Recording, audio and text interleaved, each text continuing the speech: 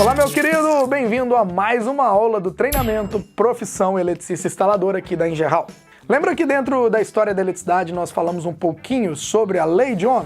E eu prometi também que a gente iria aprofundar um pouquinho mais nela? Bom, na aula também sobre as grandezas, a gente já fez algumas continhas usando a fórmula mais conhecida para cálculos elétricos, né? Agora então é a hora de juntar tudo isso e entender o porquê essa lei é tão importante para nós profissionais da área elétrica e por que a gente usa tanto ela. Mas você precisa entender alguns porquês antes de qualquer coisa. Primeiro porquê, quem que inventou essa lei? De onde ela surgiu e por que ela é tão usada? Isso é bem simples de entender, então vem para dentro do meu computador que eu vou explicar rapidinho.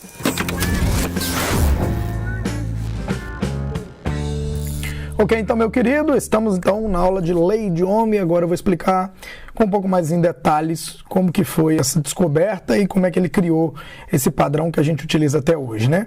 Relembrando então o que a gente estudou, né? Foi sobre Georg Simon Ohm na aula de História da Eletricidade. Ele foi um físico alemão, né, que viveu entre 789 a 854, e ele fez alguns experimentos em resistores, né, e descobriu a diferença de potencial, a DDP, ou seja, a tensão elétrica. Então ele descobriu que a variação de corrente é proporcional à variação da diferença de potencial. A corrente e a tensão, elas variam proporcionalmente.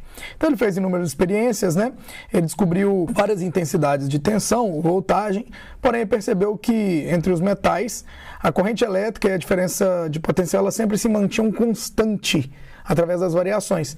E aí ele foi e bolou a seguinte fórmula. Ele falou que existe uma relação matemática na qual temos que a voltagem, ou seja, a tensão aplicada nos terminais de um condutor, é proporcional à corrente elétrica que o percorre. E nisso ele criou essa fórmula chamada V é igual a R vezes I. E o V igual a R vezes I, ele não é aplicado 100% a tudo não, mas eu falo que 90% dos casos a gente vai usar sempre. A tensão, ela é igual à resistência vezes a corrente, tá? Ou dá para fazer algumas variações aí. Então, ó, V é a tensão, a gente já estudou sobre isso. Tensão é a diferença de potencial, que é dada em volts. R é a resistência, que é dada em ohms, tá? Resistência é a oposição à passagem de corrente elétrica. É o que atrapalha a passar energia, tá? E I de intensidade da corrente elétrica, que é dada em amperes.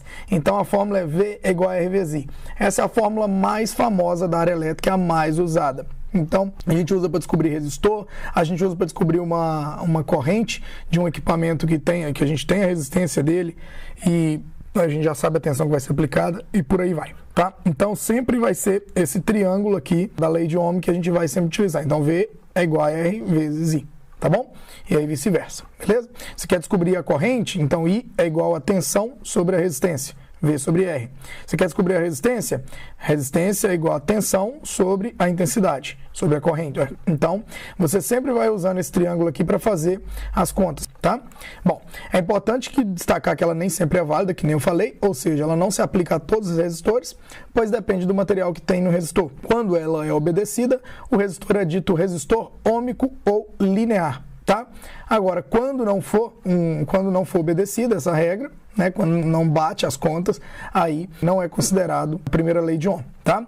A expressão matemática descrita por Simon vale para todos os tipos de condutores, tanto aqueles que obedecem quanto para os que não obedecem à lei de Ohm. Então, se falar de cabo, de condutor, a gente já vai estar conforme a lei de Ohm, tá? Deixa claro também que o condutor que se submete a essa lei terá sempre o mesmo valor de resistência, ou seja, ela é constante, não importando o valor da tensão, né, da voltagem aplicada, e o condutor que não obedece terá valores de resistência diferentes para cada valor de voltagem aplicado sobre ele.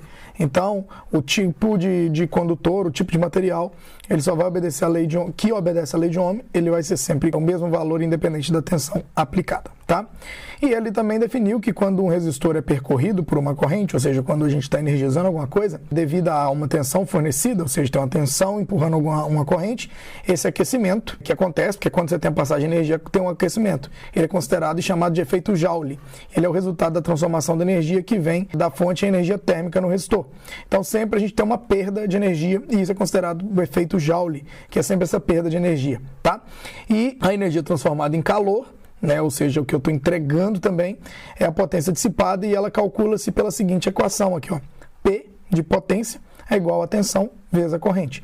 Então, a unidade de medida sempre da potência é o watt. Então, que nem eu fiz as contas com vocês lá, né? Se eu tenho a resistência de um chuveiro, a potência de um chuveiro, pela tensão e a corrente que ele está me dando, eu descubro a potência e por aí vai. Também é um triângulo que facilita nessas contas aqui, beleza? Então, é isso aqui, a lei de Ohm basicamente se limita a isso, resume a isso que vocês têm que aprender. Bom, galera, isso aí foi apenas um resumo da lei de Ohm.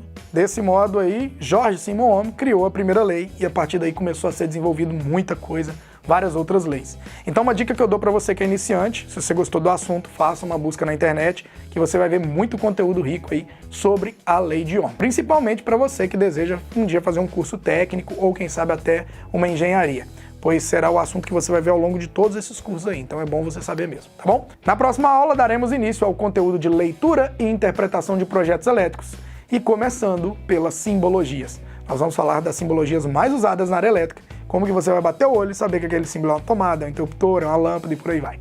Meu objetivo é que você saia da próxima aula capaz de identificar vários símbolos presentes em um projeto elétrico. E com isso a gente vai dar um grande passo na leitura e interpretação de projetos, combinado? A apostila referente a essa aula está disponibilizada logo acima na aba Anexos, tá? Assim você vai poder baixar ou até mesmo imprimir a apostila e desfrutar de mais um pouquinho do nosso conhecimento aí.